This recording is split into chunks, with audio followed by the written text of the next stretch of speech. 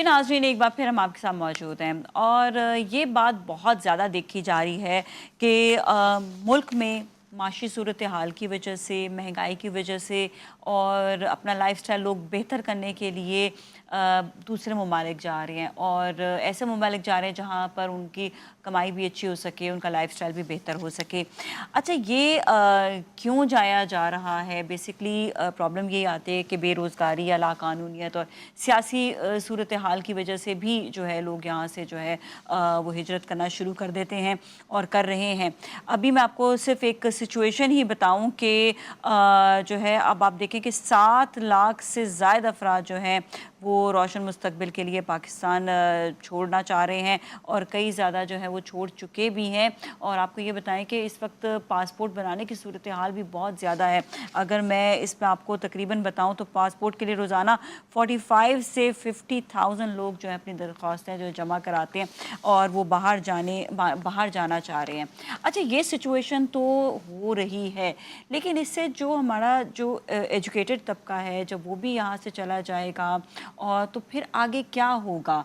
पाकिस्तान के कहते हैं ना कि भागदौड़ संभालने के लिए वैसी एजुकेशन जो हमारे यहाँ पे बहुत कम है, तो वो जो एक ऐसे लोग जो प्रोफेशनल हैं वो लोग ही जब चले जाएंगे तो पीछे कौन संभालेगा?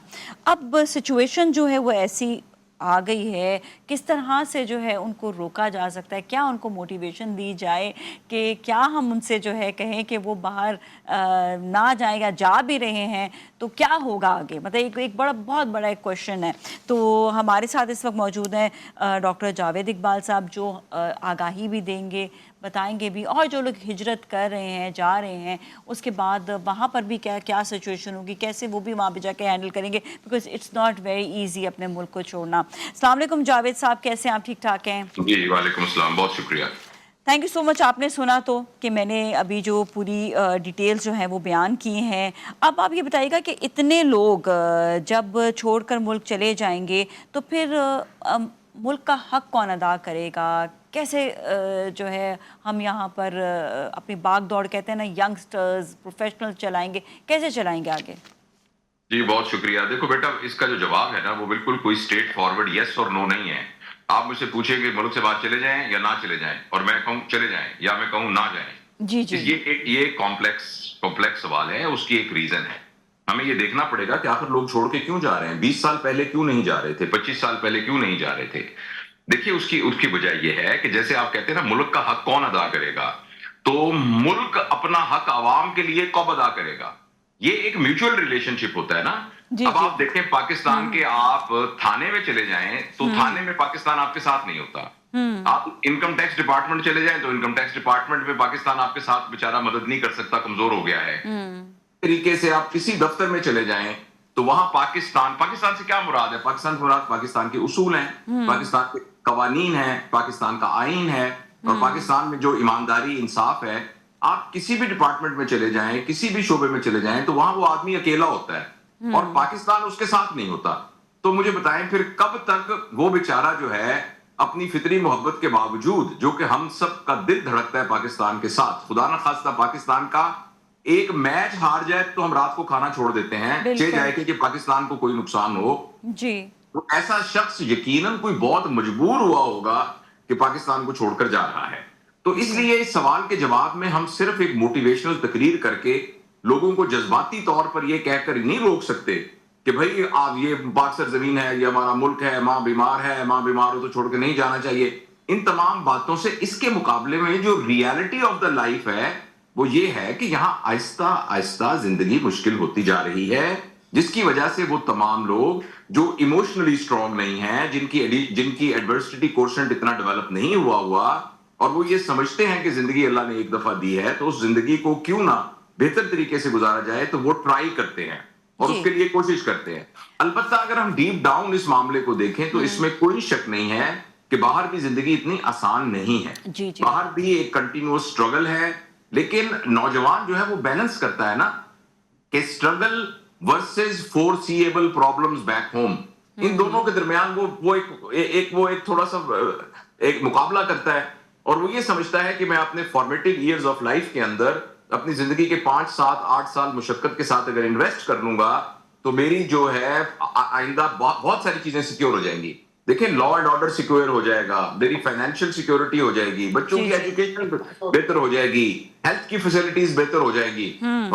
लेकिन बाकी लॉस भी होगा, आपके प्यारों से ताल्लुक कटेगा, आपकी रूट्स के साथ आपका ताल्लुक है वो कटेगा। तो इसलिए अगर हम इस सारी गुफ्तगू से कोई नतीजा निकालना चाहते हैं, तो नतीजा ये है कि अगर दरख्त में से परिंदे उड़ उड़ के जा रहे हैं और एक जमाने में वो वही घोंसला बनाते थे, तो अब वो दरख्त के माली को सोचना चाहिए कि इस दरख्त पर फल क्यों नहीं लग रहे, इस दरख्त पर फूल क्यों नहीं उग रहे, ये दरख्त अट्रैक्टिव क्यों नहीं रहा परिंदों के लिए, और परिंदे छोड़ छोड़ कर क्यों जा रहे हैं।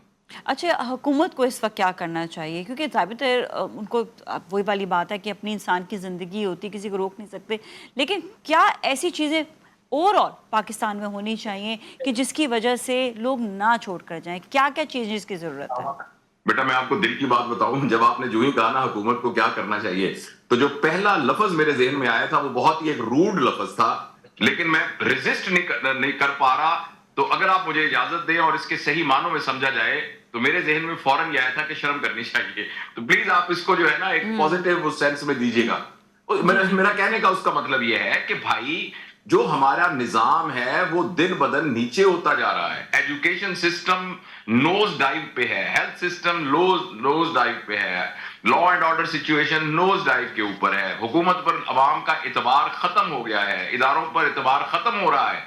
और ये बात मैं कोई बहुत खुशी से नहीं कर रहा, मैं दुख से कर रहा हूं। मैं कहूं मुझे अपनी माँ पर एतबार नहीं रहा, मुझे अपने वालिद पर एतबार नहीं रहा, मुझे अपने बड़े भाई पर एतबार नहीं रहा, तो अगर जब मैं ये बातें कर रहा हूंगा तो मैं कोई बहुत खुशी से तो नहीं बातें कर रहा हूंगा, और इस ख्वाहिश के साथ बातें कर रहा हूंगा कि मेरा एतबार दोबारा रिस्टोर हो मेरी अपनी फैमिली के ऊपर। तो भाई, हुकूमत ने आखिर ये हालात किसने खराब किए हैं? वो जो बाहर रेडी वाला बैठा हुआ है, जब मैं आ रहा था अपने दफ्तर में, जो रेडी वाला बैठा हुआ है, जो आप यहाँ बैठी हुई हैं, जो आपके कैमरामैन साहब हैं, जो जिन्होंने आपको सुबह चाय पिलाई है, जो दफ्तर का क्लर्क है, इन्होंने तो नहीं मुल्क के हालात खराब किए हुए। मुल्क के हालात तो खराब किए हुए हैं जो हमारे पावर स्ट्रक्चर के अंदर लोग बैठे हुए हैं। और अगर उनकी जाती जिंदगी को देखें तो उनकी जाती जिंदगी तो कोई खराब नहीं है, वो तो बिल्कुल मजे में है। तो इसलिए उन्हीं को ये जिम्मेदारी आती है, हमें एज अ फर्द नीचे से बॉटम से ऊपर तक मैंने अपनी जॉब को बेस्ट तरीके से करना है। आपकी जो जिम्मेदारी है बेस्ट ऑफ योर एबिलिटी करनी है। दूध वाले ने, चाय वाले ने, बुनियान बेचने वाले ने, तौलिया बेचने वाले ने, स्कूल के मास्टर ने, टीचर ने, सब ने अपनी जिम्मेदारियां पूरी करनी है। मगर वो जो ऊपर टॉप पर है उसकी जिम्मेदारियां हम सबसे ज्यादा हैं। तो इसलिए मुल्क के अंदर कंड्यूसिव हालात डेवलप हों। देखिए ना, कंसिस्टेंसी ऑफ पॉलिसी कोई है ही नहीं। अभी हमें आज, मैं डॉक्टर हूं, हमें आज तक नहीं पता, अदालतों में मुकदमे चल रहे हैं कि मेडिकल कॉलेज में दाखिले का तरीका क्या होना चाहिए। 75 साल में हमें ये बात पता नहीं चली अभी तक। और हर दफा ये एमडी कैट का मसला होता है, लोग सड़कों पे निकल आते हैं, कभी पता लगता है कि नकल करवा दी गई, कभी पता लगा पेपर बहुत आसान बना दिया। हर दफा अदालत फैसला करती है कि किसको मेडिकल कॉलेज में दाखिला देना है। तो इसका मतलब है इंस्टीट्यूशंस बहुत कमजोर है।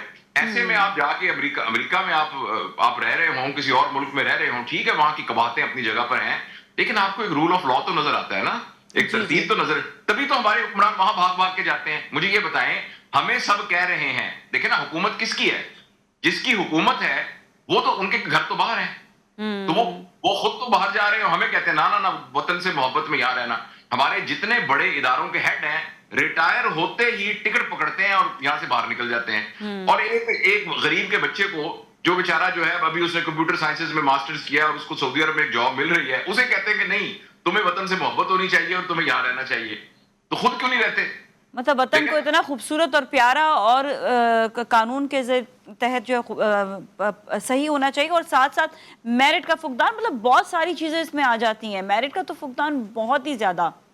देखो बेटा, सिंपल सी बात है, हमारे मुल्क के साइंसदान सारे, हमारे मुल्क के सारे सियासतदान जो है वो मुल्क से बाहर रहते हैं, सिर्फ हुकूमत करने आते हैं। हमारे जज रिटायर होते ही यहां से चले जाते हैं। हमारे तकरीबन सारे जर्नैल मुल्क से बाहर रहते हैं, चीफ ऑफ आर्मी स्टाफ मुल्क से बाहर रहते हैं। हमारे जितने टॉप बिजनेसमैन हैं उन सब के घर हैं मुल्क से बाहर। और एक गरीब के बच्चे को आप मजबूर कर रही हैं कि नहीं, आप यहीं रह के ना।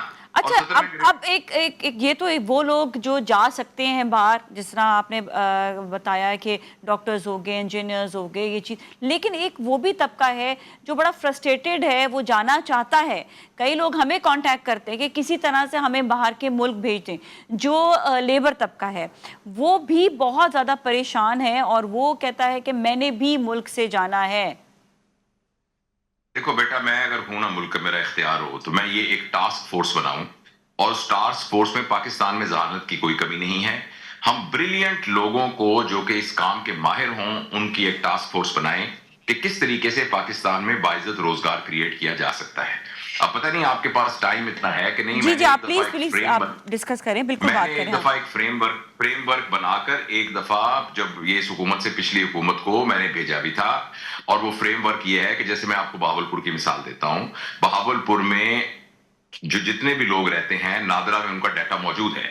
उस नादरा के डाटा में खाना शामिल कीजिए कि इसमें से कितने लोग ऐसे हैं कि जो बेरोजगार हैं, तो वो खाना आ जाएगा। एक क्लिक से आपको पता लग जाएगा। फर्ज करें पता लगे कि 1 लाख लोग बेरोजगार हैं, उसके बाद एक खाना और दाखिल कीजिए कि इनमें से कितने लोगों की क्या स्किल है। ज्यादा इम्कान यह है कि 80% लोग होंगे अनस्किल्ड वर्कर। बाकी जो 20% बचेंगे, उसमें से फर्ज करें कुछ होंगे जो मोटर मैकेनिक का काम जानते हैं, कुछ ऐसे हैं जो तंदूर में काम कर सकते हैं, किचन का काम कर सकते हैं। तो हमारे पास एक क्लिक में पूरा डेटाबेस आ जाएगा कि बहावलपुर में फॉर एग्जांपल 1 लाख लोग बेरोजगार हैं, 70 को कोई काम नहीं आता, 20 कारों का मैकेनिक का काम जानते हैं, इतने।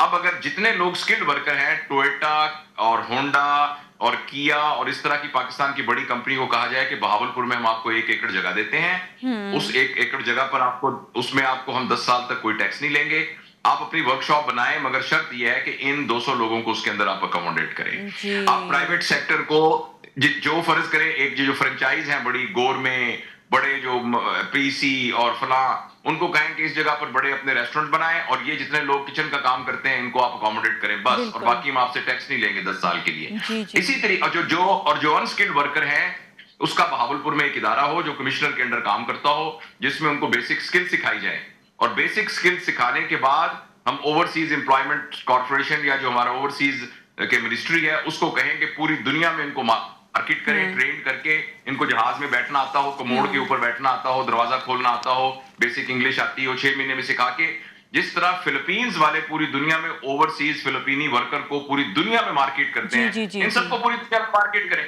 तो इस तरीके से बहुत सिंपल है।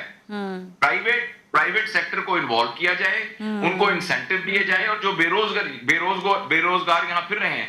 मैं बेटा एक कॉलेज का प्रिंसिपल था, कायदे आजम मेडिकल कॉलेज का, और उनकी रिक्रूटमेंट का अमल हर साल होता था। तो एक पीएन की पोस्ट आती थी ना, जिसको हम क्या कहते हैं, चपरासी कहते हैं, या जिसको हम पीएन दर्जा 4 उनकी नौकरी। उस नौकरी पे फर्ज करें 10 नौकरियां हैं तो 10,000 एप्लीकेंट होते थे। उनमें ऐसे लड़के भी होते थे जिन्होंने एमए इकोनॉमिक्स किया होता था और कंप्यूटर के डिप्लोमे किए होते थे और मास्टर्स की होती थी। तो मैं उनसे पूछता था कि तुम चपरासी क्यों लगना चाहते हो, तो ये कहते थे कि सर सरकारी नौकरी तो फिर सरकारी नौकरी होती है। तो यानी लोग बेचारे मासूम, यानी बीए एमए करके भी इस बात पर मुतमईन है कि आप उनको दर्जा 4 की नौकरी दे दें। तो चीज है तो हुकूमत के क्यों नहीं क्रिएट करती? उससे जो पिछली हुकूमत थी हमारे पास, उन्होंने कहा 1 करोड़ नौकरियां देंगे, ये हुकूमत भी दावे करती है। ये खैरात देते हैं, नौकरी नहीं देते, रोजगार नहीं देते, फकीर बनाते हैं, अपने पैरों पे खड़ा नहीं करते। आपके इल्म में है, होगा मुझसे बेहतर, कि जितना बजट जो है ये खैरात देने का है ना, ये इनकम सपोर्ट प्रोग्राम वगैरह, उस खैरात के बजट से कम हमारी तालीम का बजट है। जी जी, तो अफसोस की बात है। जब आप इज्तिमाई तौर पर हुकूमतें जो हैं वो लोगों को फकीर बनने की ट्रेनिंग देगी, तो मुझे बताइए फिर लोग यहाँ से क्यों नहीं भागेंगे? जिसको जरा सी भी अपॉर्चुनिटी मिलेगी वहां से भाग जाएगा। इसका मुझे बहुत दुख है। जी जी, बिल्कुल। भीख तो देनी चाहिए ही नहीं ना, ये तो भीख वाला सिस्टम तो खुद अपने पाँव पे खड़ा कराने की जरूरत है। बहुत बहुत शुक्रिया, और बहुत आपने ज़बरदस्त जो है वो पॉइंट भी रेज किया, और आपने बताया भी कि किस तरह से बेहतर हो भी सकते हैं वो लोगों की ज़िंदगियाँ भी जो लेबर कम्युनिटी से भी ताल्लुक़ रखते हैं। बहुत ये अहम जो है आपने बात बताई भी और रेज भी हमने किया आज के शो में, ताकि लोगों तक पहुंचा सकें। बहुत अच्छा तरीका है लोगों तक कि उनको जॉब मिल सके और आगे वो अपनी ज़िंदगियां खुद भी बेहतर कर सके। इसके साथ ही जाएंगे अभी ब्रेक की जानिब, और ब्रेक के बाद फिर मिलेंगे। So you all stay with us.